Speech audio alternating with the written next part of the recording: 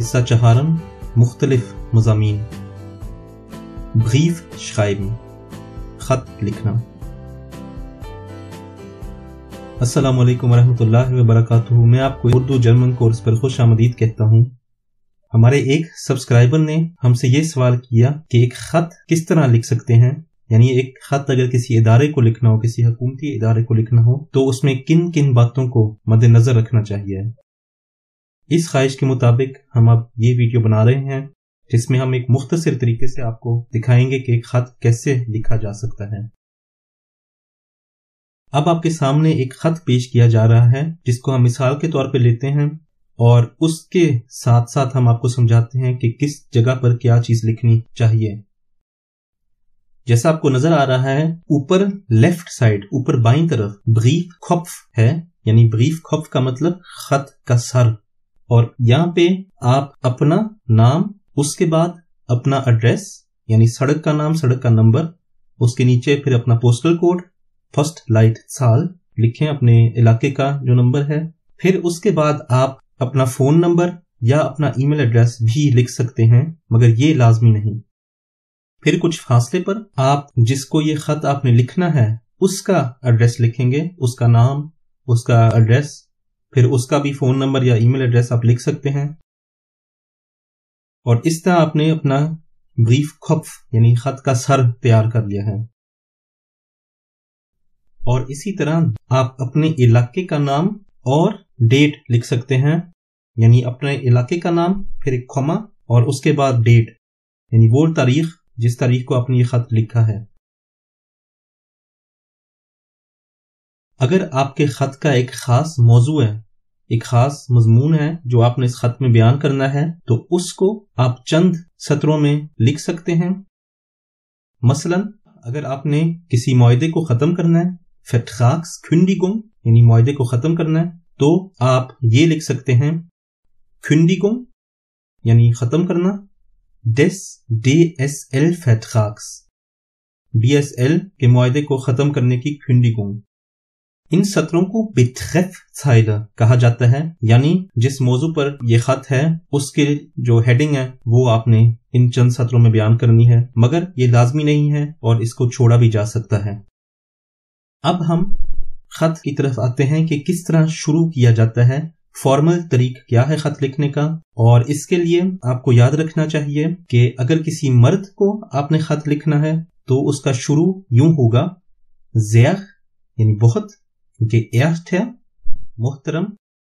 Herr صاحب، اور اس کے بعد اس شخص کا نام لکھیں، یعنی sehr geehrter Herr پھر نام، یا sehr geehrte Frau یعنی محترمہ اور پھر نام، صاحبہ۔ اگر آپ کو معلوم نہیں کہ آپ کس کو یہ خط لکھ رہے ہیں یا یہ خط کس کو جائے گا تو پھر آپ ایک فارمل طریق استعمال کر سکتے ہیں، sehr geehrte Damen und Herren، بہت ہی معزز خواتین و حضرات۔ اور یہ ایک طریق ہے جو عام طور پہ ہر جگہ استعمال کیا جاتا ہے اگر کسی کو خط لکھنا ہو اور معلوم نہ ہو کہ کون ہے جس کو یہ خط موصول ہوگا۔ اگر آپ کسی سے بات کرنا چاہتے ہیں جس کو آپ کچھ عرصے سے جانتے ہوں، ایک دوستی ہو، ایک تعلق ہو اس شخص سے، پھر آپ بے شک انفارمل طریق پر بھی خط لکھ سکتے ہیں، مثلا لیبر یعنی پیارا، لیبر تھومس، پیارا تھومس، یا لیبر یاسمین، پیاری یاسمین۔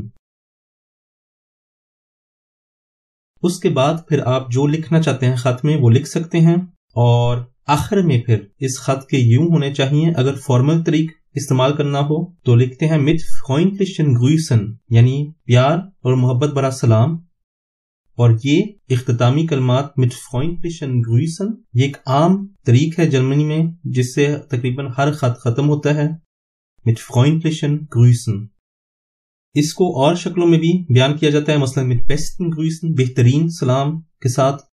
یا mit herzlichen Grüßen دلی سلام کے ساتھ،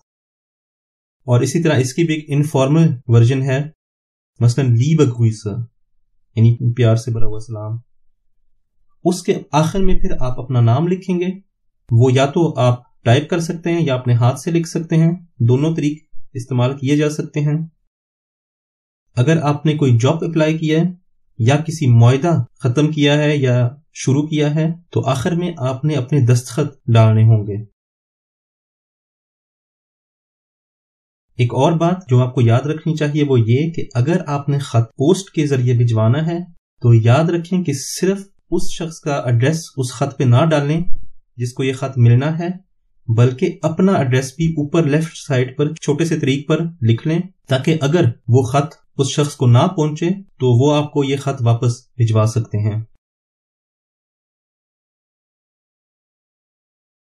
یہ بنیادی طور پہ انفارمیشن تھی ایک خط لکھنے کے لیے۔ ہم اس جگہ پر اپنا کورس اور اپنا لیکچر ختم کرتے ہیں۔ اگر آپ کے کچھ سوالات ہوں